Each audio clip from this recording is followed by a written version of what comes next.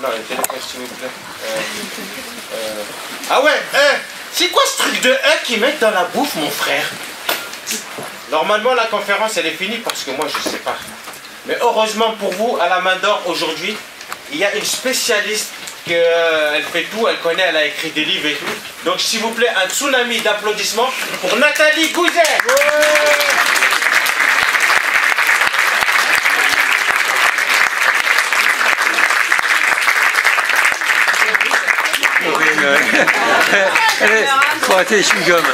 Donc, je vous remercie d'être venus aussi nombreux et je remercie le théâtre de la Main d'Or de m'accueillir ici pour cette conférence hors du commun, comme vous l'aurez compris. Donc, je suis Corinne Gouget, l'auteur du livre Additifs alimentaires danger. Et j'ai choisi de faire cette intervention un peu particulière pour vous ouvrir les yeux. On est là ici aujourd'hui au théâtre de la Main d'Or pour vous dire les vérités auxquelles vous avez droit. Cette année, j'ai rencontré trop de gens malades, et surtout des enfants. Et Corinne Gouget, elle en a marre. Donc, je vais vous lire 2 articles de loi. Ouais.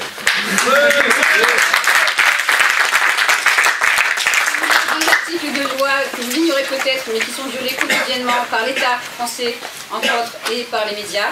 Donc l'article 17 et l'article 24 de la Convention internationale des droits de l'enfant, votée par l'ONU le 20 novembre 1989, c'est pas d'hier.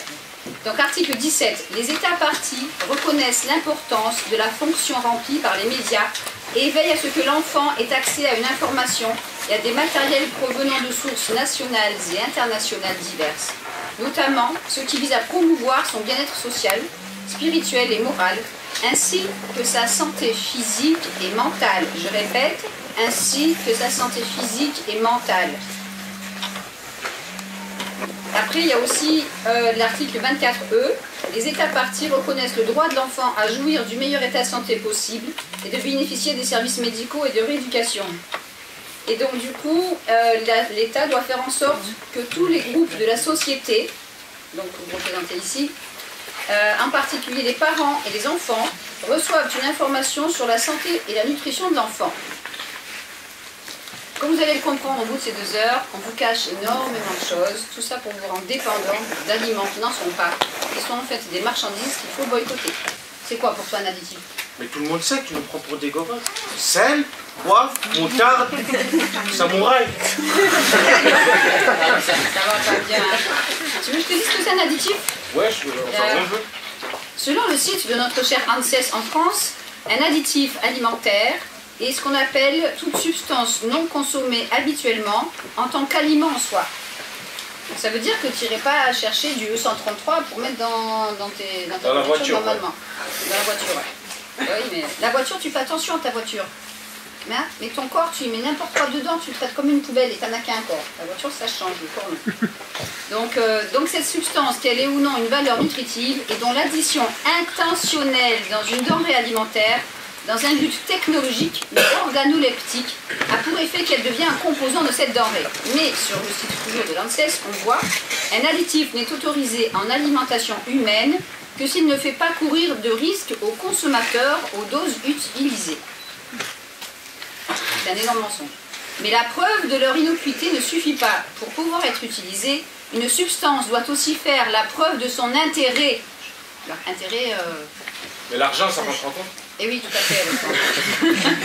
Ainsi, les additifs alimentaires ne sont approuvés que si l'effet technologique revendiqué peut être démontré, leur emploi n'est pas susceptible de tromper le consommateur. Je répète, de tromper le consommateur. Le consommateur. Donc du coup, on va vous expliquer, avec cet individu notoire, ce que sont vraiment les additifs que vous mangez souvent sans savoir. Je n'accuse pas les consommateurs. C'est pas votre faute, ni la faute de vos enfants. C'est la faute des gouvernements et des autorités sanitaires internationales qui autorisent ces produits et qui vous les font manger par tonnes et par kilo. Donc vous ne savez pas ce que vous mangez, mais c'est autorisé, donc ils en profitent pour en mettre un peu plus. Ça existe. Ah, ça glisse ça? Ça glisse dans ta gorge? Oui, bien sûr, ça glisse. Ah ouais? Tu vois, les yeux. Ça mange ça? Non, là tout de suite, là. Ah bon. Je peux faire la démonstration, mais il y a un volontaire. Voilà, vous avez un mélange de colorants, différentes choses, jaune, bleu, vert. pas beaucoup. Hein. Quand même. MNF. Ouais. Millésimé 99. Bienvenue. Merci, Mathis. Merci. Ah, douche. Ah, voilà, le douche. Faut dur. Je mets de là. Ça, c'est du chouette.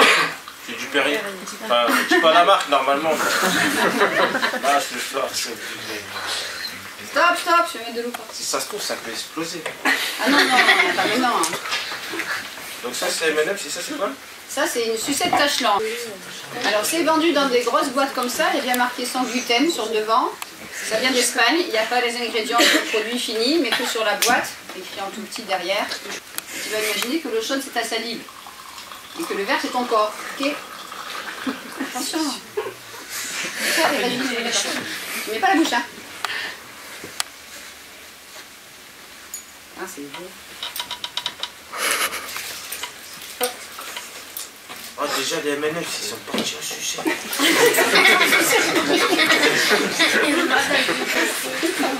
Ah, ça fait, regarde, ça fait des bulles. Et là, ça fait des bulles là. Et là, tu as l'acide citrique qui s'en va dans l'eau chaude, qui va rebondir sur l'intérieur du verre, qui va venir attaquer la sucette. Ça veut dire, dans le truc des enfants, ils mettent l'acide citrique. Ah oui, il y en a beaucoup d'acide citrique dans le truc des enfants. Mais là, c'est un colorant bleu. Il s'appelle E133. Non, c'est la vitamine E133, peut-être. Peut-être. Ah ouais. Mais tiens, tu prends mon livre là. Tu cherches ton tableau à E133. Le brillant FCF. Colorant bleu synthétique, alimentaire et aussi utilisé dans les gels pour les mains non rinçables. Les trucs là, hydroalcool. Ouais. Alors, risque, hyperactivité, asthme, urticaire, insomnie, cancérigène. Mais en gros, le M&M... 10 € celui-là qui boit le M&M. Pourquoi tu veux? Je sens la balle. 10 €. Sirop de glucose, ça c'est du sucre. Sucre, 2 fois sucre. Et ouais, il y en a beaucoup, ouais. Ça fait grossir. Texte, acide. Bon, comme disaient les anciens, immunitus ad maternum. Attention, il y a du 441 dedans. Sur la vie de ma mère, je demande. Pas moi. Mais il y a de la gélatine de porc dedans.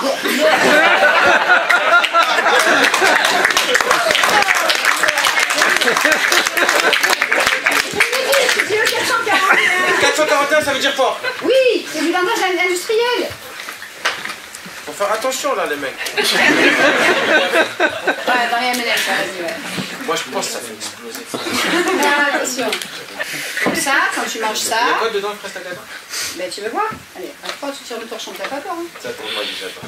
Allez, 1, 2, voilà. 200 € celui-là qui le graille. Tu veux pas l'argent quoi? C'est chaud. Non, c'est ça vraiment. Oui, c'est ça dans les bonbons. Même le petit il a réagi. Il a dit ah. Il a dit ah.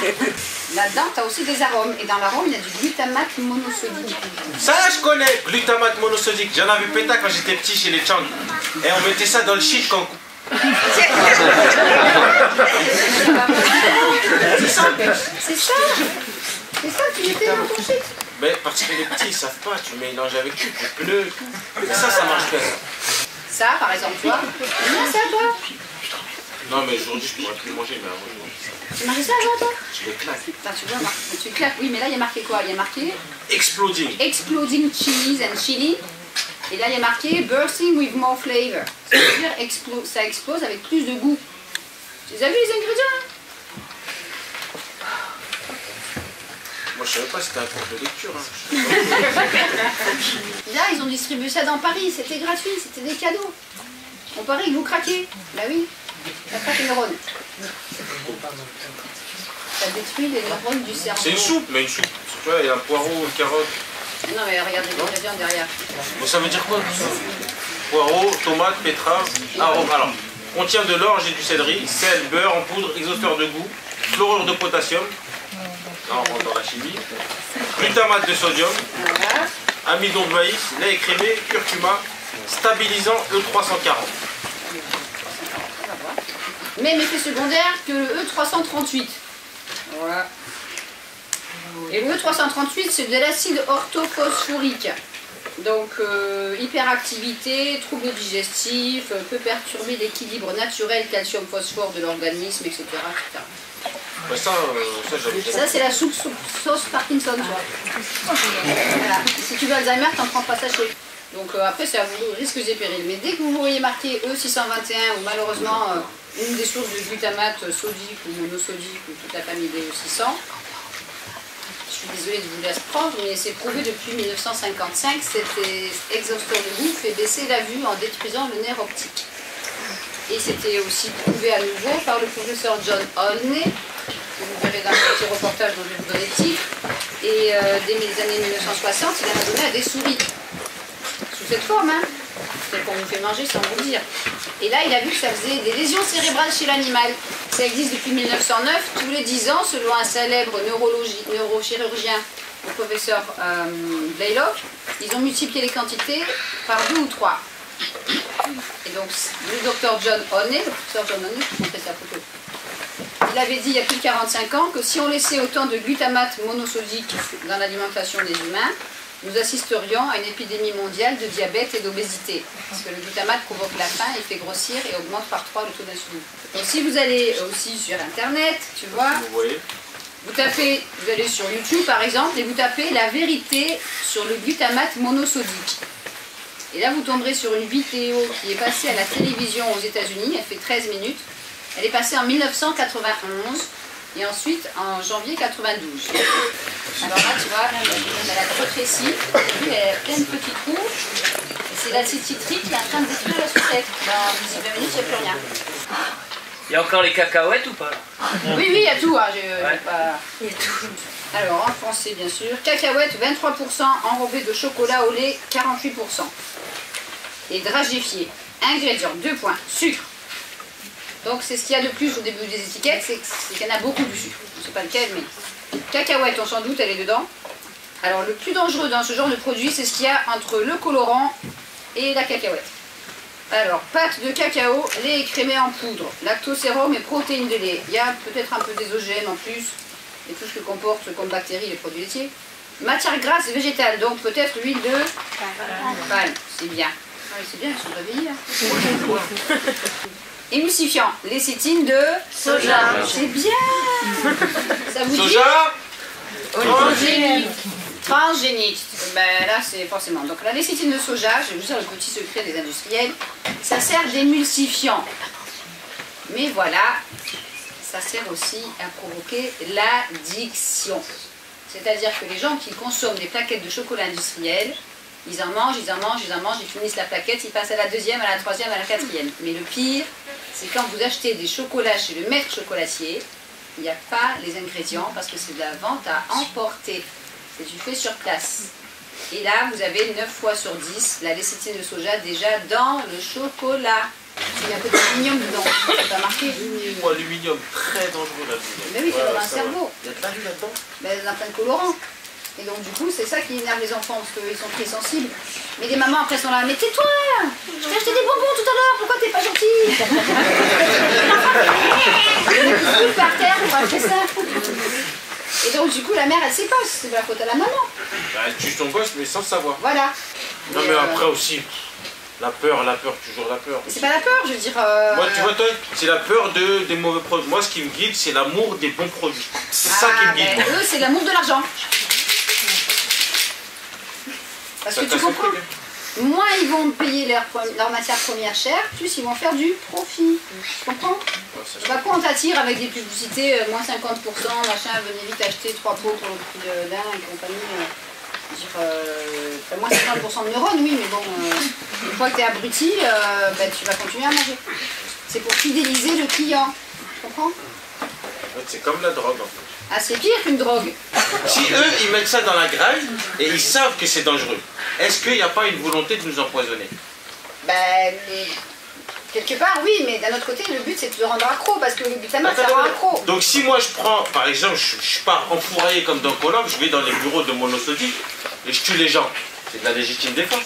Ouais, mais seulement tu rentres pas parce qu'ils ont des gardiens à l'entrée et t'as pas le droit même de filmer. Mais c'est lourd ton message. Hein. Et les femmes de ménage dans ces usines, et les femmes de ménage dans les usines, j'en ai connu qui étaient dans l'usine d'aspartame en France.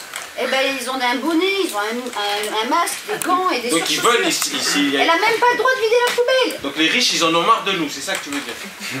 Ben, ils sont riches parce qu'on achète ça. Ah ouais. Si tu achètes pas, ils vendent plus. Mais il y a une bonne nouvelle quand même, c'est qu'il y a deux géants en France qui vendent des chewing-gums. Hein. Ils sont en train de perdre de l'argent depuis 2009 parce que les gens ils ont compris que c'était parce que produits chimiques. Ça veut dire qu'en 2007, il y a eu une augmentation de consommation de chewing-gum. Les Français, vous, consommiez 13 millions de chewing-gum par jour. En France, en 2007, on était juste après les Américains. Et évidemment, ils ont augmenté la taille des boîtes, comme vous vous en doutez, ça c'est une petite, mais ils font maintenant la même marque, ils font des boîtes de 100 chewing-gum. Il y en a aussi là-dedans. Ça, devinez le prix au kilo de ça. C'est quoi, aspartame? Ouais, c'est à l'aspartame, c'est des petits bonbons à la menthe à l'aspartame, il n'y en a pas dedans. Le prix au kilo. 100 €? 277 € le kilo. Dans les gares, amusez-vous à aller dans des kiosques à journaux, maintenant ils sont obligés de marquer le prix au kilo. Et quand ça fait baisser la vue, ces produits, ben on ne dit pas, on est pressé, on fait sa petite dose. Et donc du coup, on n'a rien, on prend les chewing-gums. Et donc moi j'ai vu des gens qui volaient les boîtes. Hein. Parce que quand vous en mâchez 25 boîtes par jour, ça c'était un vrai cas en France. Hein. On a eu le record du monde de consommation de chewing-gum. Donc les gens ils arrivent à aller... En France? Ouais, c'était une jeune femme qui consommait 23 à 25 boîtes par jour. Et elle ne mâchait que chez elle. Et elle prenait des boîtes de 70 chewing-gum, ça lui faisait 1 heure. Parce qu'elle mettait 3 dans la bouche à chaque fois. J'ai eu des cas en Guadeloupe aussi comme ça. Il met 3 chewing-gum, il mâche 2 minutes, ça n'a plus de goût, il crache, il en remet 3. Et du coup, la boîte elle disparaît à 70 chewing-gum, ça lui fait 1 heure. Donc là, elle était à plus de 35 effets secondaires, dont je vais vous parler tout à l'heure concernant l'aspartame, mais c'est très grave. Donc du coup, les prix au kilo ont augmenté. Aux États-Unis, il y a un dénommé Jeffrey Smith qui a un site internet. Je vais vous donner. Et donc Jeffrey Smith s'explique dans un petit carnet qu'on peut télécharger en PDF. Il met les marques qui peuvent contenir des OGM, celles qui n'en contiennent pas. Et il met aussi surtout à la page 14, ça s'appelle responsibletechnology.org, mais vous pourrez avoir ce lien sur mon site internet en page d'accueil. Et donc du coup c'est un petit carnet qu'on ouvre. Et à la page 14, il y a une liste d'une centaine d'additifs qui pourraient être dérivés d'OGM. Et le premier c'est quoi? Aspartame. Donc ça c'est le plus gros livre au monde qui a été rédigé par un ancien endocrinologue et diabétologue, le professeur H.G. Roberts.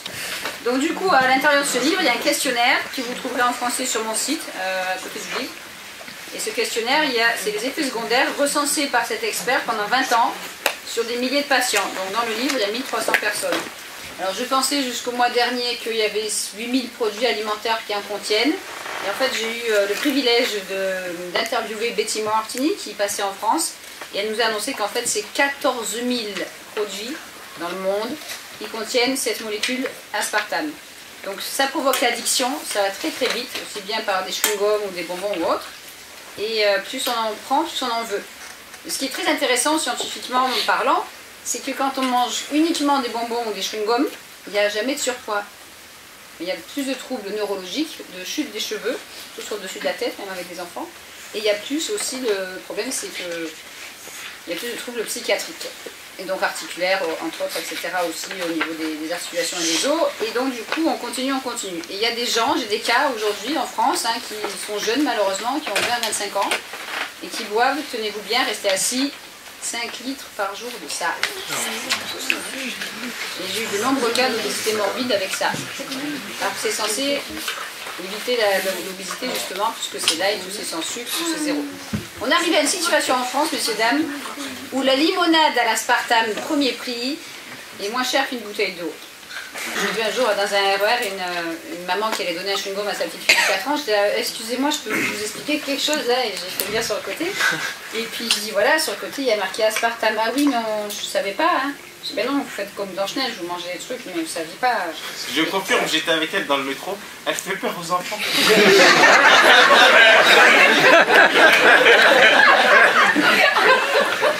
Il y a une petite fille, elle a pris.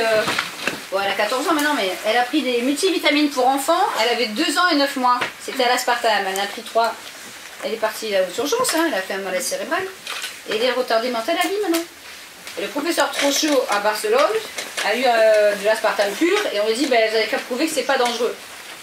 Et bien, il a prouvé en fait que ça se transformait en formaldéhyde d'encore à partir de 30 degrés.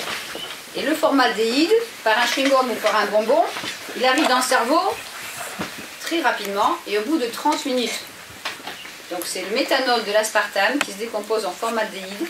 Et la preuve est dans ce livre. Tiens, passe-moi celui-là. Celui-là. Donc ce livre, il n'est toujours pas en français, il vient de sortir cette année. Il s'appelle « Pendant que la science dort, un édulcorant tue ». C'est pas moi qui l'ai écrit. Hein. C'est le professeur Woodrow Monte qui a étudié les effets du méthanol pendant 30 ans. Donc dans l'aspartame, vous avez 3 molécules. Vous avez de la phénylalanine, c'est expliqué dans mon livre aussi. Donc cette phénylalanine, elle est trop forte, elle est à 50%, c'est énorme, alors que dans les produits naturels, comme la viande rouge ou autre, il y en a 2 ou 4% attachés à d'autres molécules, comme les protéines, la pectine, etc. Et donc là, le corps s'en sert pour ce dont il a besoin et il rejette le reste, il n'y a pas de souci. Par contre, les gens qui souffrent de phénylcétonurie, c'est à peu près 3 à 4% de la population, c'est que 4000 personnes en France, eux, ils n'ont pas le droit à l'aspartame, ils n'ont pas le droit à la viande rouge, ils n'ont pas le droit des fois même au petit pois, pour ne pas avoir trop de phénylalanine dans le corps. Donc eux, des fois ils râlent parce qu'ils ne peuvent pas avoir de chewing-gum, mais finalement c'est pas plus mal. Et donc après de la phénylalanine, vous avez 40% d'acide aspartique, et lui c'est trop élevé aussi, donc cet acide aspartique il va aller dans le cerveau, et c'est lui qui va commencer à exciter les neurones. C'est une excitotoxine. C'est vachement proche avec acide ascorbique et aspartique. Voilà, là c'est l'acide aspartique. Ouais. Voilà, c'est l'acide aspartique. Et donc après, vous avez les 10% de méthanol. Et c'est dans l'aspartame que le méthanol est le plus dangereux. Donc, le méthanol, vous en avez aussi dans la cigarette. Quand vous fumez votre cigarette, vous absorbez du méthanol. Et vous en avez aussi, c'est bien expliqué dans le livre, hein, je suis désolée, dans tout ce qui est fruits et légumes en boîte, en conserve, en jus et compagnie, parce qu'en fait ça a été chauffé. Et l'éthanol du fruit, même dans une compote, hein, va s'évaporer à la chaleur. Et le méthanol reste. Donc il n'y a plus le contrepoison. Si je prends une pomme et que je la mange, c'est possible sans pesticides, et bien là vous avez de l'éthanol et du méthanol. Donc l'éthanol c'est le contrepoison du méthanol. Et quand vous la faites chauffer, que vous la transformez en jus, ou etc., tout ce qui est à base de fruits et légumes, en fait l'éthanol s'en va, et le méthanol reste et augmente avec le temps. Donc si vous achetez une compote ou un jus de fruits, genre pamplemousse, machin, mais au bout d'un certain temps sur l'étagère, le méthanol a pris toute la place dans la bouteille. Donc du coup, l'aspartame, c'est dans 14 000 produits, comme je vous l'ai dit. Ça agit sur la vue, ça peut faire baisser la vue, on en a déjà parlé tout à l'heure. Ça peut faire des taches dans les yeux. Il y a des gens qui me disent ben moi je vois des souris passer dans mon champ de vision. Oh, mais moi ça m'arrive, j'ai jamais pris l'aspartame. On doit fumer alors. Non. Après, il y en a qui me disent, moi je vois des écureuils, la fille avait 14 ans, hein, donc après je me dis, ils vont voir des éléphants bientôt. Après, ça peut faire forte sensibilité à la lumière et rétrécissement du champ visuel. Les gens ont l'impression d'être dans un tunnel, ils ne voient plus trop sur le côté. Ça c'est pour les yeux, pour les oreilles ça fait des craquements, des baisses de l'audition, jusqu'à la perte de l'audition. Forte sensibilité au bruit, j'ai vu des gens qui vivent avec des bouchons dans les oreilles parce que les bruits ça les dérange. Des migraines, alors il faut savoir qu'en 1995 aux États-Unis, il y a des milliers de gens qui se sont plaints des effets secondaires de l'aspartame auprès de la Food and Drug Administration, la FDA, et ils ont rédigé la fameuse liste des 92 effets secondaires. Puis après ils ont décidé de ne plus recevoir les courriers parce qu'il y en avait trop. Et le premier des symptômes c'était les migraines. Après ça fait des vertiges, tremblement des jambes, on l'a dit tout à l'heure, des crises d'épilepsie. Donc après je l'ai appris. Aspartame. Là. Bonsoir, professeur Prest. Venez par ici.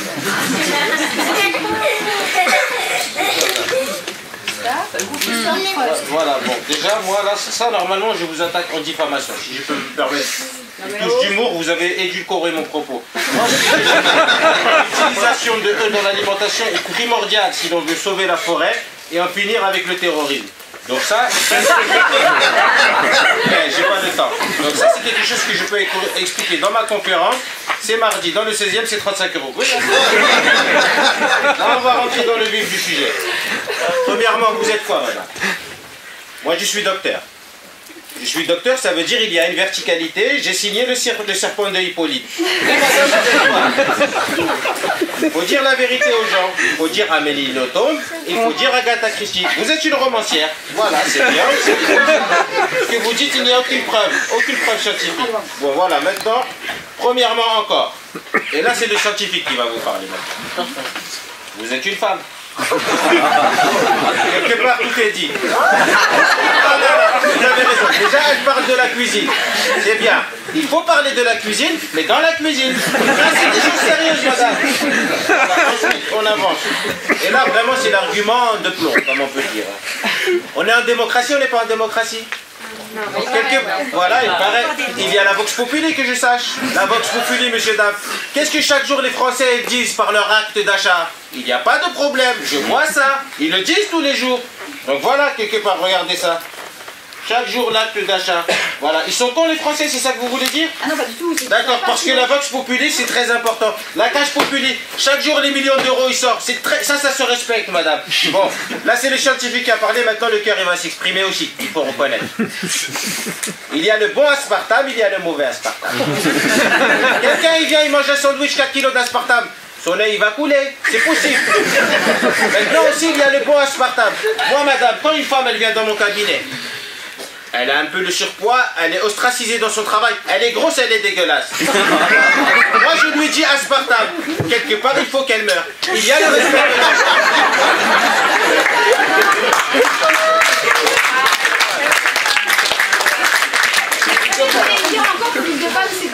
c'est bon pour la santé aussi. Bon, vous allez me dire maintenant le soleil il est mauvais. Si vous allez vous rester au soleil, c'est mauvais aussi. Tout il est mauvais, tout il est bon. Voilà, ça c'est pas un argument. Bon, je vais vous prouver en une seconde que vraiment l'huile de palme il n'est pas dangereux, c'est très simple. Il y en a plein là-dedans là. Par exemple, voilà, on va faire ça. Joss, monsieur, s'il vous plaît. On va passer un petit appel. Donc je vous demande un peu de silence, s'il vous plaît. Hein. Ça dure pas longtemps. Ça va, l'homme du feu?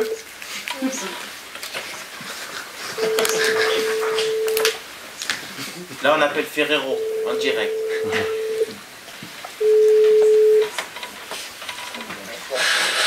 Allô? Oui. Oui, bonjour. C'est bien Ferrero, là? Oui. Non? Oui. Ah, d'accord. Parce que je vous entends pas très bien. Excusez-moi, je suis sur le chantier, là. En fait, je vous appelle parce que là, j'ai un problème. Ma femme, elle me casse la tête en ce moment. Elle a vu dans les médias comme quoi, ouais, Nutella, c'est dangereux, tout ça, je sais pas quoi, de l'huile de palme. C'est quoi ces histoires? Mais non, c'est pas... Oui, comme vous dites, c'est des histoires. Pardon? Il n'y a rien de dangereux. Il n'y a rien de dangereux. Et l'huile de palme, c'est quoi? Voilà, il n'y a rien de dangereux. Il n'y a rien de dangereux. Mais pourquoi on me prend la tête avec ça? J'ai pas que ça à faire. C'est comme l'huile d'olive. L'huile de palme. Oui. Voilà. Bon, ça c'est bien. Ensuite, est-ce que, parce que franchement, quand elle me dit ça, j'arrive à gifler. Moi, j'ai pas que ça à faire. Elle vient me dire, ouais, il y a des OGM et tout. C'est interdit en France ou non, les OGM? Bah, rappelez lundi, il n'y a personne. Mais là, vous êtes quelqu'un ou là? Ah, vous avez cramé. Attends.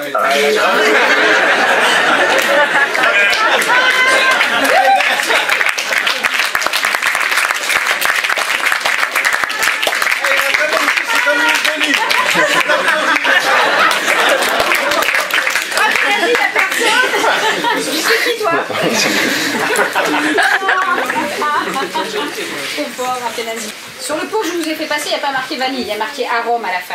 Et ce pot, il a 5 ans. Aujourd'hui, ils ont changé, ils ont mis vanilline. C'est quoi la vanilline pour vous? C'est vanille de synthèse. La vanille de synthèse, dérivée de... Certains disent que c'est dérivé de pétrole, donc c'est un arôme. Et dans l'arôme, il y a du glutamate monosodique. C'est bien, ils ont tous suivi. Souvent ces élèves-là. Ça, c'est l'avenir, tu vois. En proportion, c'est l'huile de palme, 17%. Ça, c'est pas marqué sur les sites, c'est sur leur site, c'est tout. Mais il faut avoir Internet, quoi. Pas tout le monde. 55% de sucre. 55% de sucre. Tiens, mon chéri, des vitamines. J'en veux pas. Donc ça, si vous allez voir l'émission L'emballage qui tue, il y a une maman qui a été filmée, je ne sais plus par quelle chaîne, c'est pas grave, et donc elle ramène son pot, puis le matin elle fait une tartine pour son petit garçon, il a 5-6 ans, il a déjà une autre tartine à la confiture, puis elle dit tiens mon chéri, tu vas faire le plein de vitamines. Et devant le gamin, il met de caméra, le gamin il dit j'en veux pas. Donc qu'est-ce qu'ils ont fait? Ils ont pris le pot, et ils l'ont envoyé dans un laboratoire. Et donc ils ont trouvé qu'il y avait du plastique dans le Nutella. Il y avait des doses importantes de phtalates. Quand vous donnez du Nutella à vos enfants, vous donnez du plastique. Je n'ai pas inventé. Alors Nutella tout de suite, oh non, non, il y en a très peu, il n'y en a pas beaucoup. Mais après, ça fait des dérèglements endocriniens chez les enfants. Pour les questions, levez juste la main, comme ça on va essayer de donner un ordre. C'est là, monsieur d'abord. Moi j'avais 2 questions à vous poser, s'il vous plaît. Je voulais savoir que valent vraiment les titres ou les énoncés sur les aliments qui disent par exemple, parce que c'est la mode en ce moment, sans colorant, sans conservateur. Ah oui, alors oui, c'est vrai. Souvent c'est marqué sans colorant, sans conservateur, mais il y a rarement marqué sans exhausteur de goût. Ça vient sur certaines boîtes de soupe ou briques. Et donc là, il y a marqué sans exhausteur de goût. Et quand on tourne le paquet, il n'y a plus le mot glutamate monosodique. Il y a le mot maltodextrine, arôme, arôme naturel ou extrait de levure. Et les plus grandes marques... Ce qui veut dire la même chose. Oui, mais ils sont malins. Hein. Ça fait 6 mois qu'ils vous trompent comme ça. Donc ça, si vous faites passer, on était servi à la manif, là il y a bien marqué aussi 121, mais même dans les bouillons maintenant et les soupes en sachet, ils commencent à retirer le mot glutamate de sodium ou glutamate monosodique. Et on met quand même un exhausteur de goût. Et ce problème n'est pas nouveau, ça fait 22 ans que ça dure. Quand vous allez sur la page d'accueil de mon site, ou si vous tapez la vérité sur le glutamate monosodique, vous verrez que cette vidéo a 22 ans. Et qu'ils ont déjà commencé à changer les noms pour tromper le consommateur. Le problème, c'est qu'il y a de plus en plus d'enfants qui sont très sensibles à cet exhausteur de goût, qui peuvent développer des œdèmes de Quinn, qui peuvent développer des réactions cutanées, des nausées, des vertiges, et malheureusement, ça fait aussi des arrêts cardiaques fulgurants. Et j'ai une question, je voulais savoir si on pouvait faire confiance au nouveau sucre qui est la stevia. Non, très bonne question aussi. Non, on ne peut pas faire confiance au nouveau sucre. Alors si je vous dis le mot Monsanto, qui c'est qui connaît? Alors maintenant je vais vous dire le mot Mérissant. C'est qui? Qui est la française? La marque Mérissant, c'est qui?